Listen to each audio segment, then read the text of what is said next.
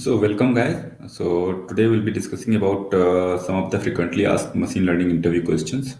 So we'll be talking about what is ROC AUC curve and how to interpret the curve, and what is type 1 error and type 2 error, what is recall and precision, what is F1 score, and what is R square and adjusted R square values. So let us start with what is ROC and AUC curve. Yes, as you see in the diagram, ROC curve is drawn between false positive rate and true positive rate. So in x-axis we have false positive rate, and in y-axis we have true positive rate. Yeah. So what is false positive rate? So false positive rate is denoted by FPR, which is nothing but the ratio between false positives divided by false positive plus true negative. So you see in the bottom, they are nothing but the actual negatives, because false positive means falsely predicted as positive. It means in actual they are negative. And true negative anyway truly identified as negative, and actual also they are negative. So this is nothing but total negative. And these are false positives basically. Okay. So now what is there in y-axis? That is a true positive rate. So true positive is denoted by TPR, which is nothing but true positives divided by true positives plus false negative. So here again in denominator you see true positive means actual also they are positive and identified also as positive. But what is false negative? So false negative is nothing but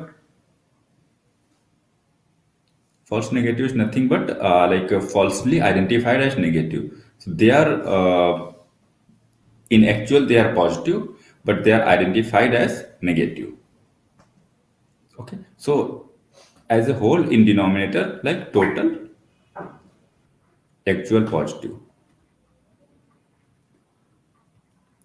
So true positive rate is nothing but the ratio between true positive out of total actual positives. Okay. So and this diagonal, so this diagonal represent, so wherever we have TPR is equal to FPR. So this is nothing but a random guess.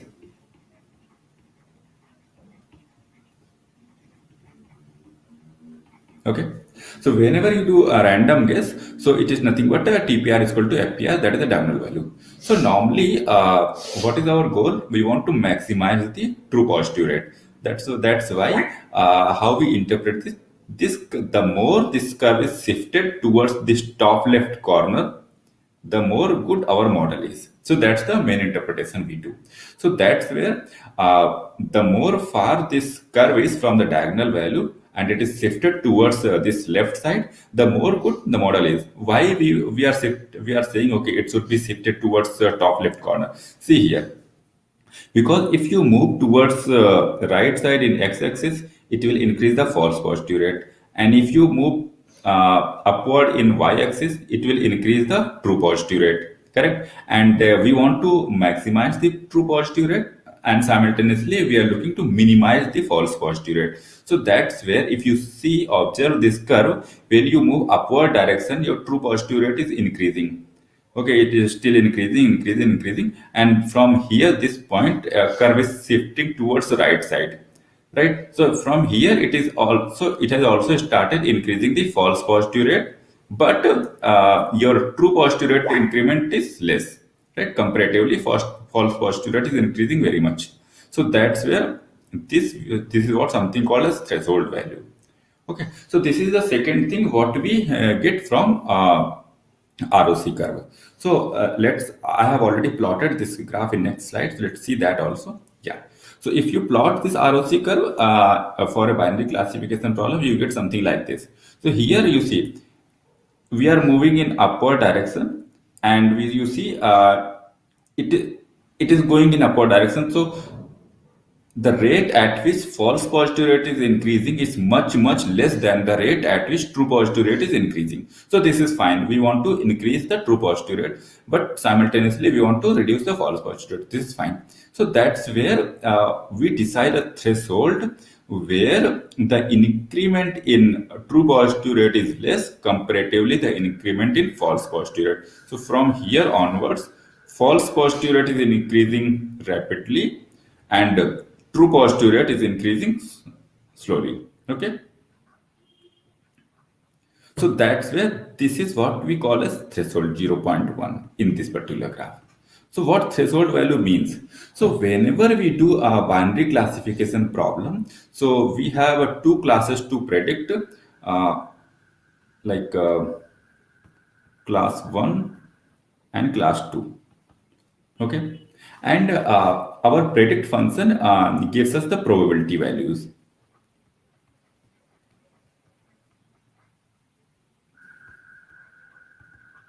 Probabilities, and these are nothing but the values between 0 to 1.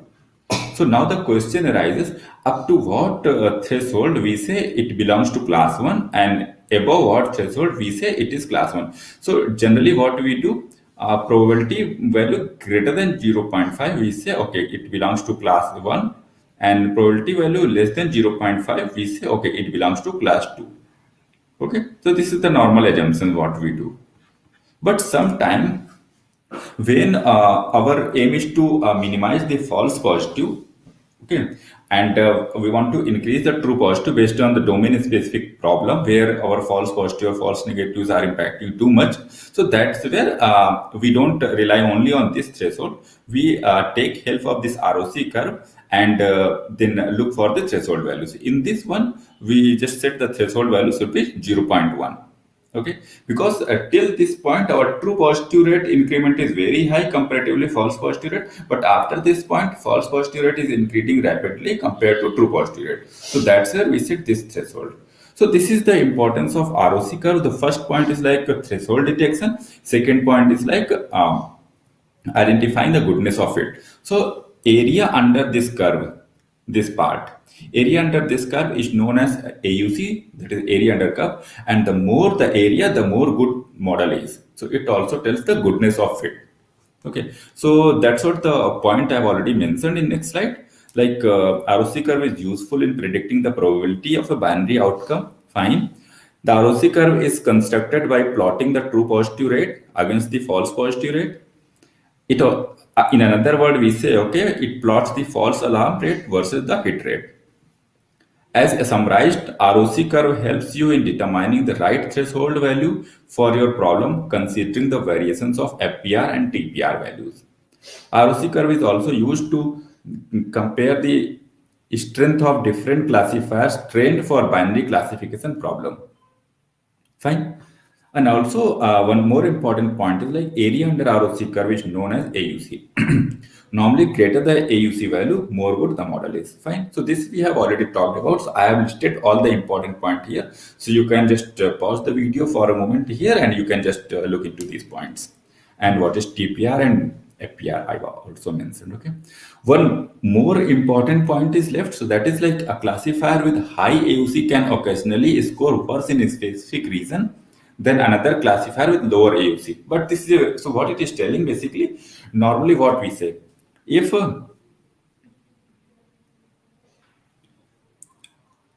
in general, if area under if there are two model M1 and M2, okay, if AUC of one model is greater than AUC of another model, then we say this model is more good in general. Okay, but in very rare scenario, sometimes what we observe, even if AUC1 is more, that model is not good enough. Okay, so that point you can remember, but most of the scenario, this holds true. Okay, so this is all about ROC curve. Next, we'll talk about what is type 1 and type 2 error. Okay, so this is another important question in interviews. So let's understand. So now you see this is denoted as confusion matrix. So here we have in reality like actual values, and these are the predicted values. Study finding is our model findings. Okay, so this is the true positive, and this is false positive, that is FP, and this is false negative FN, and this is true negative. Fine. So what is a type 1 and type 2 error tells you? So type 2 error tells you when some some outcome, some data point is positive, but our model is telling it as negative. Okay. So some data point belongs to positive class. However, your model is telling it to negative. So that's where okay, it type 2 error happens. So that is related with false negative. Something related with false negative. Falsely identified as negative. However, it is positive. In actual, something is positive, but it is recognized as negative. So that's where we say okay, it is type 2 error. Okay. I'm talking about in terms of confusion matrix. I will come to that example also. Okay, so hold on for a minute. And when we say, okay, data point is negative, but model has identified it as a positive. So this is nothing but false positive. So false positive is associated with type 1 error and false negative is associated with type 2 error. Okay. So how it is relating in real life example? Suppose a lady is pregnant and doctor is telling, okay, she is not pregnant. So that's where we say, okay, it is a type 2 error. Okay. So like she is pregnant, she is positive, but doctor is telling, okay, she is not pregnant, like negative, false negative. So that's where we say, okay, this is a type 2 error. Fine.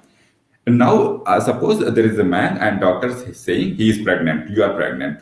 Okay, so this is something like he is negative, but doctor is falsely identified him as a positive.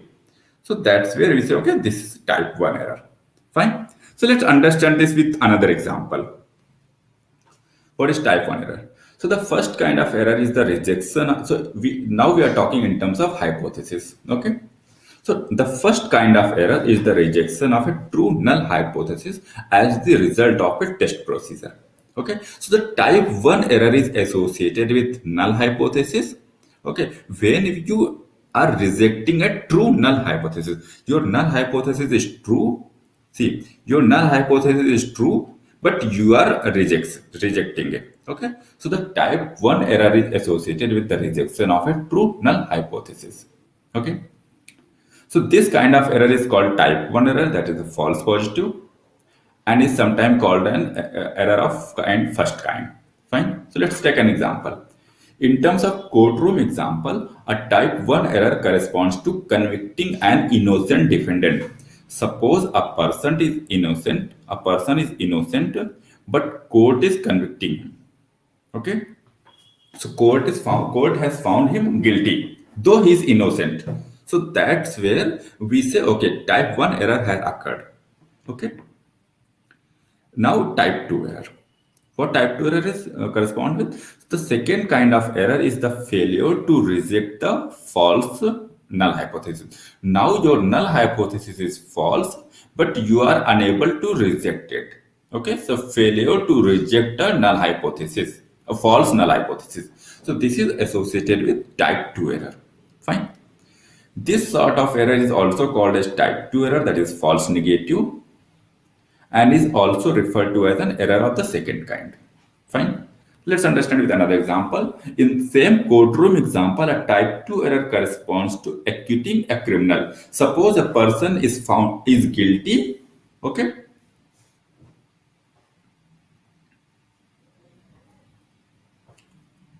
Okay. A person is criminal. However, court is acquitting him. Okay.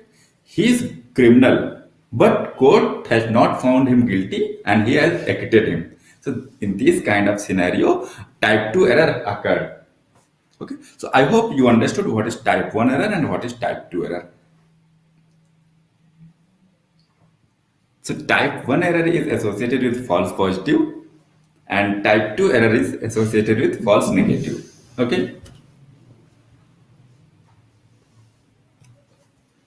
Now, third question comes like, how do you explain recall and precision? So basically, what is recall and what is precision? So let's understand with the help of a confusion matrix. So in confusion matrix, like we have some predicted values and we have some actual values. Okay. So this is a true positive. I have talked in many videos, so I'm not going to explain again. So this is true positive. This is false negative. This is false positive. This is true negative. Okay. So what is recall. So, in simpler term, recall is nothing but how many values you are able to recognize correctly. How many things you are able to recall or remember correctly. Okay, so that is nothing but recall. So, suppose there are 10 positive classes, okay, and your model is able to predict 7 correctly out of 10. Okay, suppose total 10 positive classes are there. Fine. And model has correctly predicted 7 positive. Okay. So that's where we say, okay, recall is 7 by 10. Fine. So what is 7? 7 is nothing but the true positive. And 10 is nothing but the actual positives. So that's where if I talk about in terms of confusion matrix, so recall is nothing but is the ratio of true positive divided by true positive plus false negative. So this true positive plus false positive, this is the summation of actual positives. Fine. So this is nothing but the recall. How many values you are able to recall correctly? Okay. Now coming to precision. So precision is something which is related with false positive. So precision tells you like how precise your model is in terms of prediction. If your model is predicting something, then out of total predicted outcome, how many are correct outcome? Okay. If I talk about only positive classes, so out of total predicted positive, how many are correctly identified as positive? So this is nothing but the true positive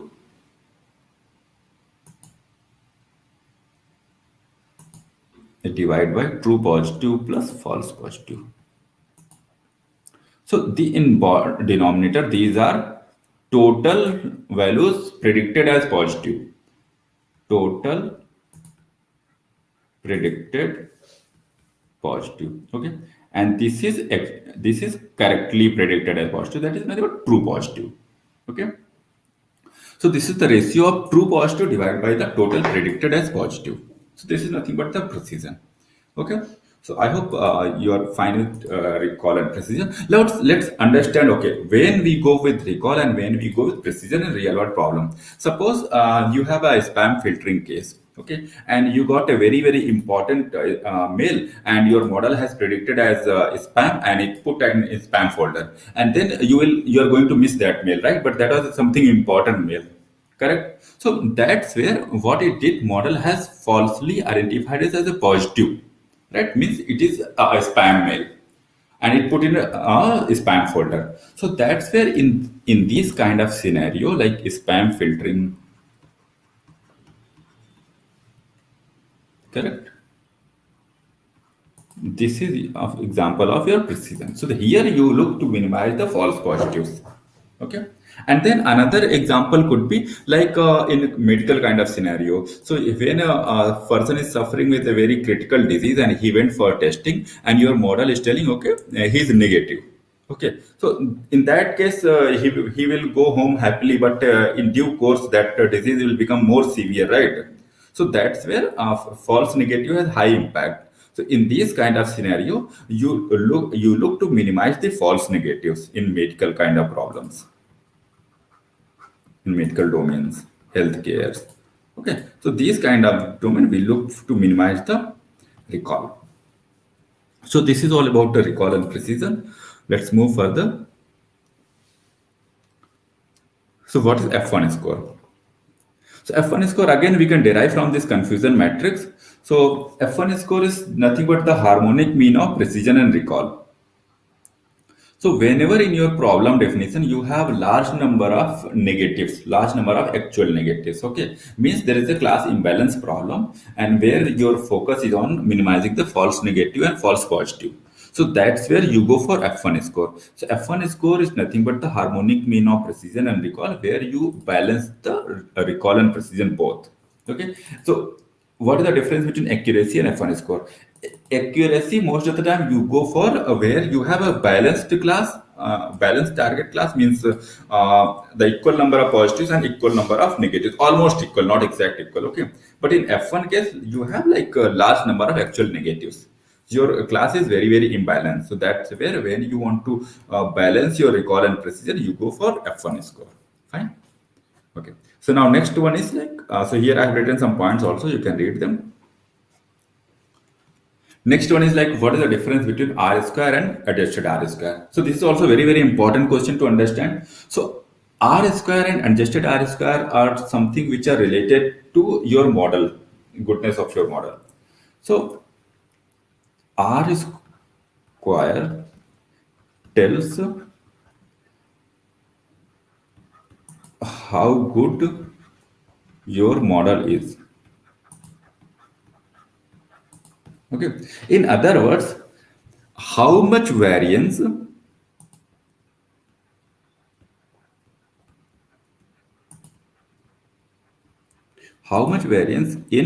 output variable, that is nothing but the target variable, is correctly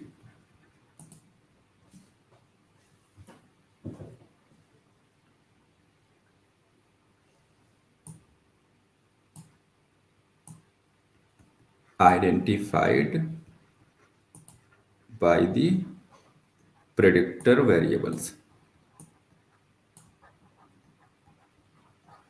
Basically, how much variance in output variable is correctly identified by the predictor variable, right? So for example, if R square is 0.80, okay, so what it means, like 80% variance in output variable will be easily handled by your predictor variable. So what it means, till the time your output variable is having 80% variance in its values, till that time your predictors can easily identify them.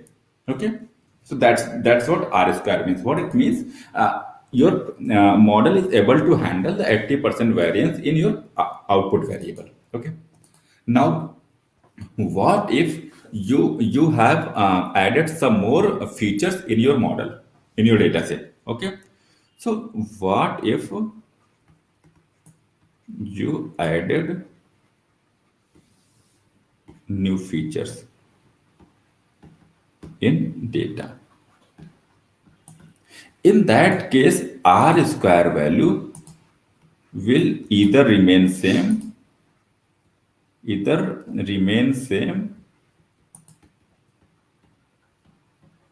or increases. Okay, then what will happen? Suppose you are adding new features which are not adding any value to your model, they are noisy features. Okay, then also R square value will increase. Fine, then also R square value will increase. But what happens with adjusted R square? Adjusted R square value will penalize the model for adding the noisy variables. Okay, so adjusted R square will only increase where you have added some meaningful variable which are coming with some extra information which is helping you to predict the output variable more accurately. But it will not increase, it will rather penalize the model if you are adding a variable which are not coming up with some extra information. Fine. So that's where adjusted R square is important. However, in case of R square will always increase, or most of the time increase when you add new variables in your model. Doesn't matter they are coming up with some new information or they are simply the noisy variable. So that's where when we have multiple predictors, it is good or it is advisable to look for adjusted R square rather than the R square value. Okay. Now the more R square or the more adjusted R square value is, the more good your model is. Okay, so logically, ideally, we expect R squared closer to 1. Okay, so that's where, like, we see, like, R square is nothing but how much variance in output variable is identified by predictor variable. So the more it will be, the more good model will be. Correct.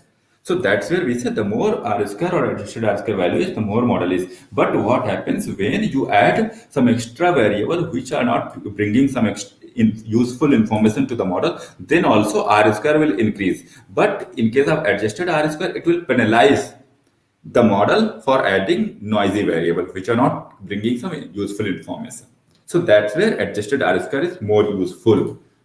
Okay, so now the thing is, if you have only one predictor, then your R square and adjusted R square both will be same. But if you have multiple predictor variable, then you should go for adjusted R square rather than R square. So I hope these 5 questions are clear. So if you have any doubt, you're most welcome to ask with comments. I'll be happy to answer. So thank you.